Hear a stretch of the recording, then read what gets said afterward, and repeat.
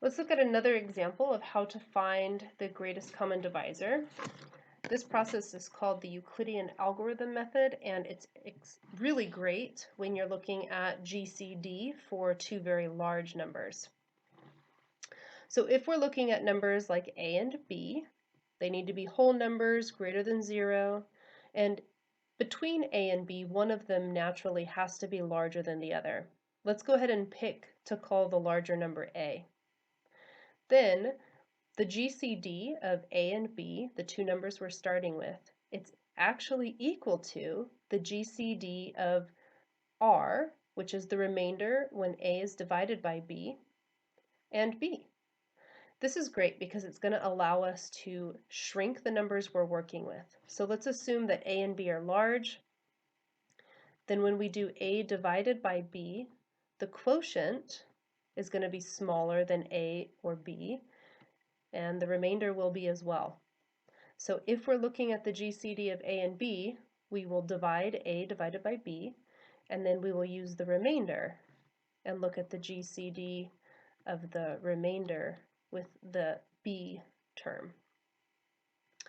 The process is iterative, so the way that we look at it is we start off by dividing the larger number by the smaller number. The next step is the remainder 0? If the answer is yes, then the last number you used to divide is the GCD.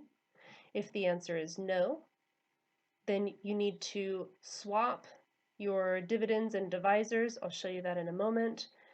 Do the division, and then revisit the question, is the remainder 0? So you could possibly do this loop multiple times before you end up with a 0 remainder.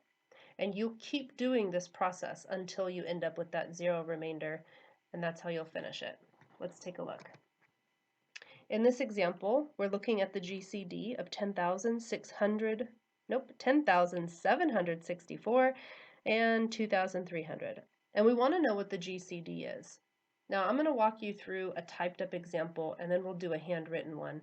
But just to show you visually how this setup looks, let's take a look. First step is to find a divided by b. Now a is supposed to be the larger of the two numbers, b is the smaller.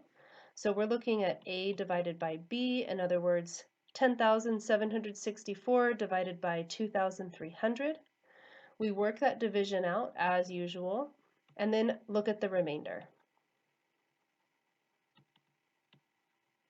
This remainder is not equal to 0, which means we need to repeat this process.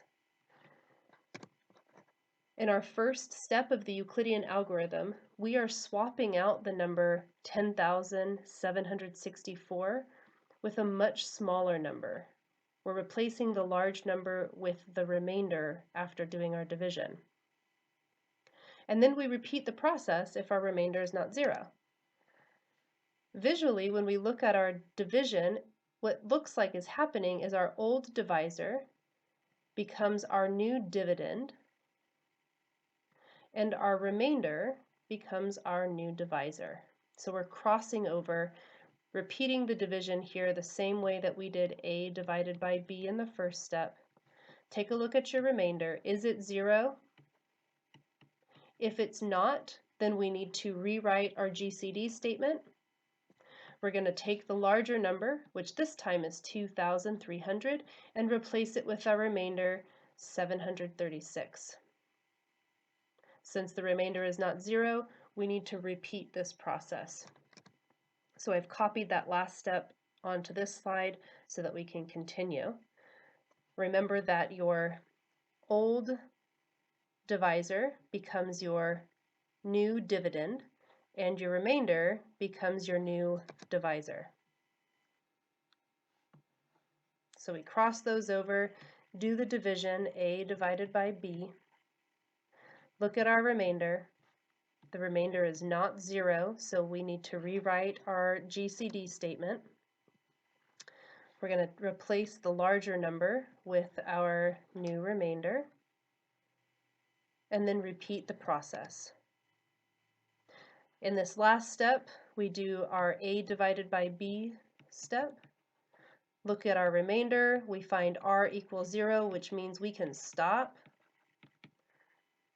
Take a look at the last divisor you had. This is your greatest common divisor.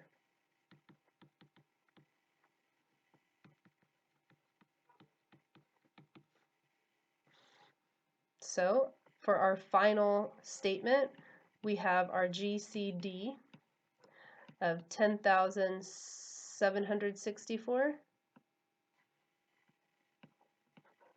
and 2,300. It's equal to 92. And if we wanted to, we could double check our work.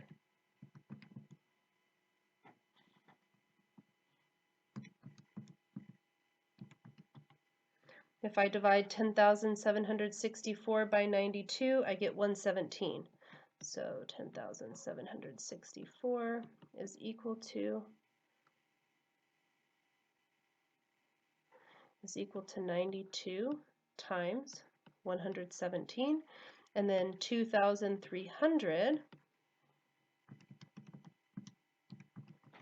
is equal to 92 times 25. So 92 is the greatest common divisor, also known as the greatest common factor of these two somewhat large numbers.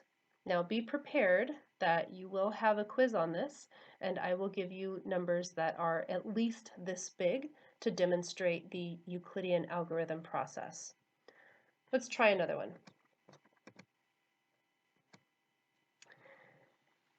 Hope you can see here that last semester this was my Chapter 4 quiz. So let's find the GCD of 42,823 and 6,409. Again, these numbers are already so big, I don't want to factor them. That seems like a lot of work. So instead, what we'll do is identify the larger number, set it up as a division, the larger number divided by the smaller number. When we divide those out,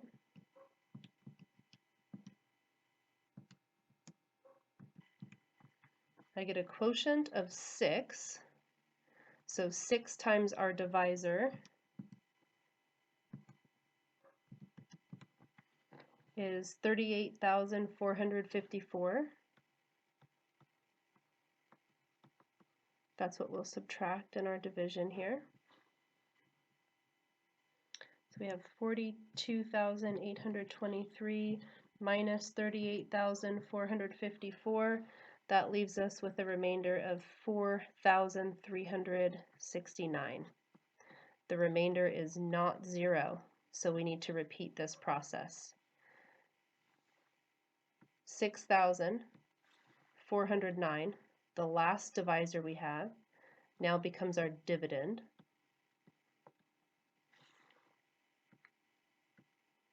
The remainder that we just had, 4,369, becomes our new divisor.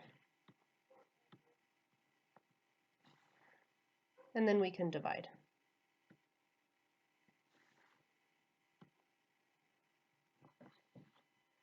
So 6,409 divided by 4,369, I get a quotient of 1.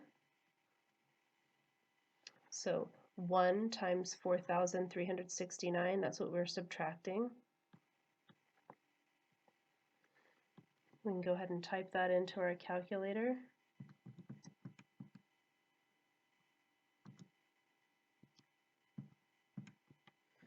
I get 2,040. Whoops, forgot a 0 there, 2,040. Rewrite this where we swap our dividends and divisors. So we are now going to do 4,369 divided by 2,040.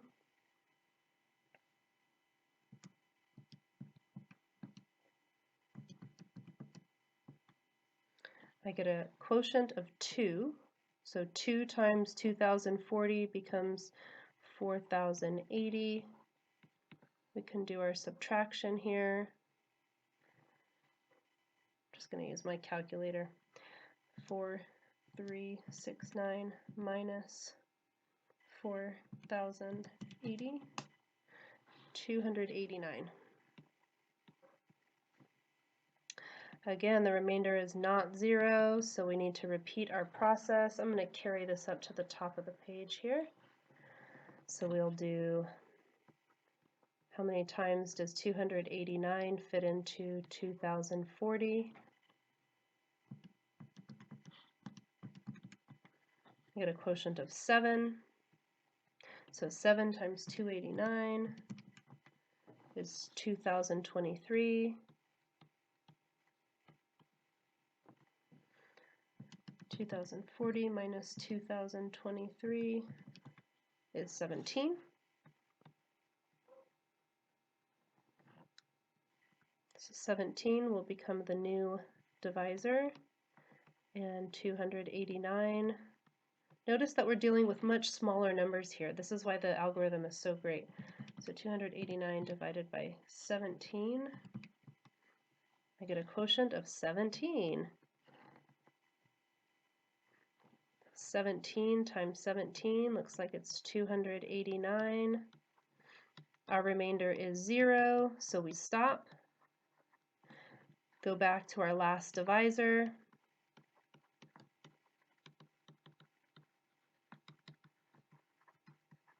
So the greatest common divisor of 42,823 and 6,409 looks like it's 17. Now I highly recommend always going back to check your work. Calculators, most of them anyways, do have this function built into them. So I would suggest taking a quick look on Google, see if you can find the process for finding the GCD on your personal calculator. I know for the TI-36X Pro, under the Math button, so top left almost, you'll see a button titled Math. In there it says GCD, and then inside of parentheses you can basically enter it in exactly how we have here. So that's a good thing to learn how to do on your calculator. That way you can check your work. But remember that in this class, the answer is not the most important thing, and that you might need to practice showing all of your steps more than you need to practice calculating the answer on your calculator. We're going to go ahead and pause here on this video, practice your Euclidean algorithm as much as possible, and then check back in for the last video of the section. So continuing 4.3, we'll talk about the least common multiple.